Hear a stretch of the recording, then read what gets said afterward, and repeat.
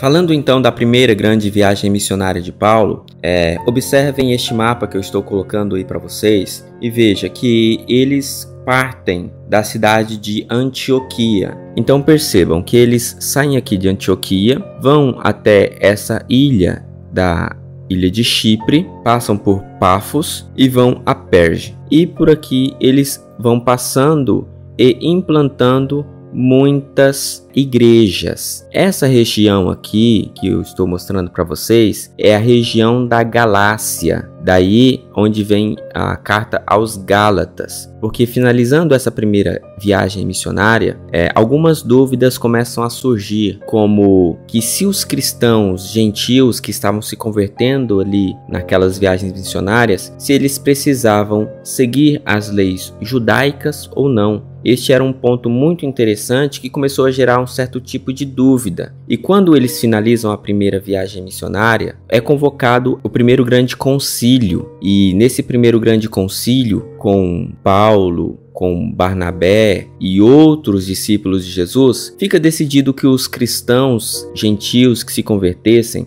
não precisariam seguir as leis mosaicas, as leis de Moisés. E logo depois, então, que finaliza essa primeira carta, essa primeira viagem, melhor dizendo, ele vai escrever aos Gálatas essa informação.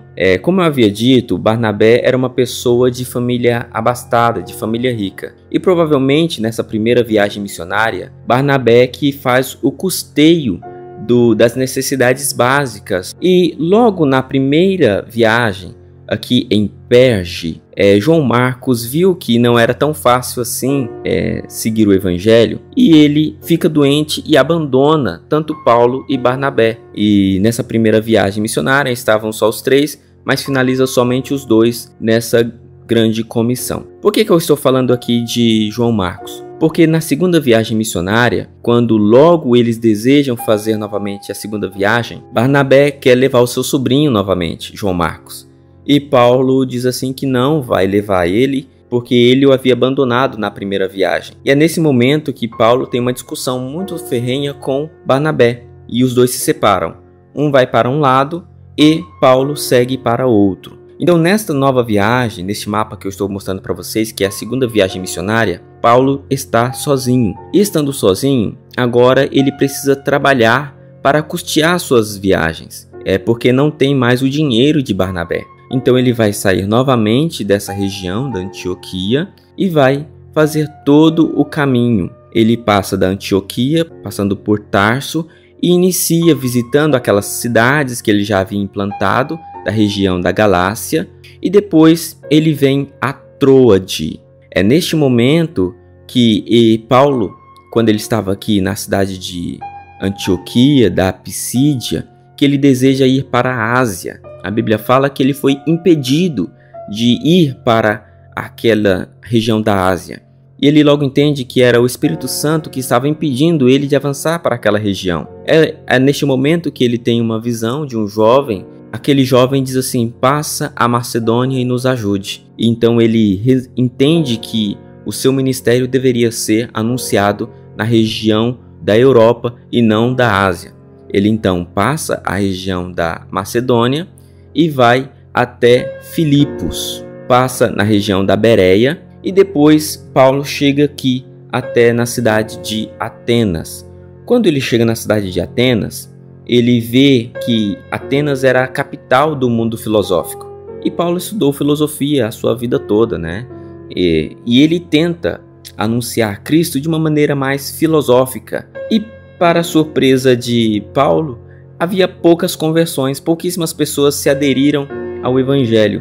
E aí ele sai muito tristemente da região de Atenas, porque não houve sucesso na sua pregação, e ele vai para a região de Corinto. E na região de Corinto ele muda a sua estratégia. E depois, escrevendo aos Coríntios, ele diz: quando eu fui ter convosco, eu não fui em filosofias e grandes teologias, mas eu fui anunciando uma coisa, Cristo e este crucificado. Depois então de passar por um tempo ali na cidade de Corinto, ele volta pelo mar, passando para Cesareia e voltando a Jerusalém. Então ele finaliza a sua segunda grande viagem missionária. Finalizando então a segunda viagem missionária, é que ele vai escrever 1ª e 2ª Tessalonicenses. Quanto às datas dessa carta, principalmente de 1ª Tessalonicenses, é uma dúvida. Algumas pessoas dizem que foi a primeira carta a ser escrita, mas eu acredito que não, acredito que Gálatas foi a primeira. E o tema da primeira carta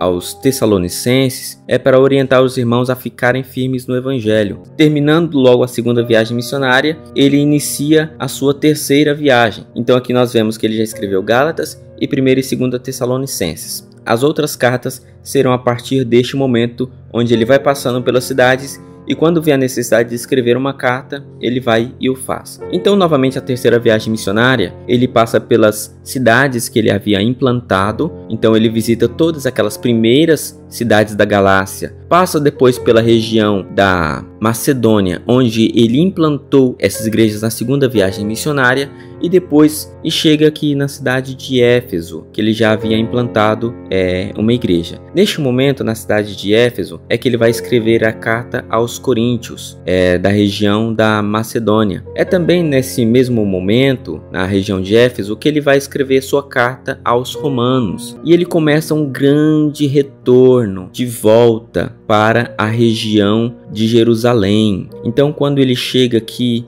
passando depois pelo mar Mediterrâneo, voltando na região de Tiro, há uma profecia para Paulo. Um homem, ele pega o cinto de Paulo, se amarra e diz assim: da mesma forma que eu estou sendo amarrado, o dono deste cinto será amarrado e preso. E Paulo sabia que era a respeito dele, e mesmo assim ele insiste e vai para Jerusalém. Caminhando para a região de Jerusalém, chegando na cidade de Cesareia, ele é preso, levado para Jerusalém, e ele fica durante 2 anos preso. Quem prende Paulo aqui não foram os romanos, foram os judeus. Quando ele vê que não vai ser solto, ele faz uma jogada diplomática. Então ele pede para ser julgado por César em Roma. E quando ele faz esse pedido, ele é levado para a região de Roma. E aí então que começa a viagem de Paulo à prisão. Nessa viagem, então, Paulo não é um grande protagonista, ou seja, ele não tem liberdade para agir, e sim ele está sendo levado por soldados até a região de Roma. Sai então de Jerusalém. Na região de Creta, ele vai até a região da Sicília. Porém, quando ele está no meio dessa jornada, acontece o grande naufrágio. Paulo ora e Deus fala com ele que ninguém ia morrer. Então, todas as pessoas que estavam naquele barco conseguem chegar até a ilha de Malta. E quando chegam naquela ilha de Malta, as pessoas começam a juntar gravetos para acender um fogo. E Paulo, ele é picado por uma serpente. E todos que estavam ali em volta dizem assim: certamente esse homem é um homicida, porque ele estava preso, ele escapou de uma tempestade que destruiu o barco. Mas quando chega aqui na ilha, uma serpente o pega e certamente ele vai morrer. E todos esperavam ali que Paulo morresse, e Paulo não morreu, porque Deus o poupou, e isso serviu de testemunho para todas aquelas pessoas que estavam ali com ele, inclusive os soldados que haviam ouvido a mensagem de Cristo, e muitos ali se convertem através deste testemunho. Paulo então continua a sua viagem, os soldados o levam até a região de Roma, e em Roma ele fica em uma prisão domiciliar, porque ele era um cidadão romano, até ser julgado. E naquele momento Paulo pregava a toda a guarda pretoriana. Foi neste momento que Paulo vai escrever as suas cartas da prisão, que são Éfeso, Filipenses, Colossenses e Filemon. E agora é uma incógnita da vida de Paulo, porque não há grandes informações a respeito dela. Acredita-se pela tradição que Paulo tenha sido liberado, mas ele já pressentia a sua morte. Então ele vai escrever as suas cartas mais pessoais aos seus companheiros de viagem, que são Tito e Timóteo, que são cartas pastorais. É como se ele estivesse passando o bastão para esses novos pregadores do Evangelho. Paulo ainda está na região de Roma, só que muda o César, muda o imperador. Sai aquele antes que era mais complacente com a mensagem dos cristãos, e entra Nero. E Nero foi um grande perseguidor dos cristãos. Nero vai prender Paulo novamente, e agora não vai deixá-lo numa casa confortável. Paulo vai ficar numa masmorra, e nessa masmorra é onde ele vai escrever a sua segunda carta a Timóteo, que é uma carta mais pessoal e é uma carta de despedida. É nessa carta que ele vai dizer: combati um bom combate, acabei a carreira e guardei a fé. Neste momento, ele se despede do seu companheiro e se despede dos cristãos, dos seus amigos. E ele é morto então em 67 ou 68 depois de Cristo em uma prisão. Aqui então nós vimos um pouco da biografia de Paulo, vimos então o momento em que ele escreveu cada uma de suas cartas.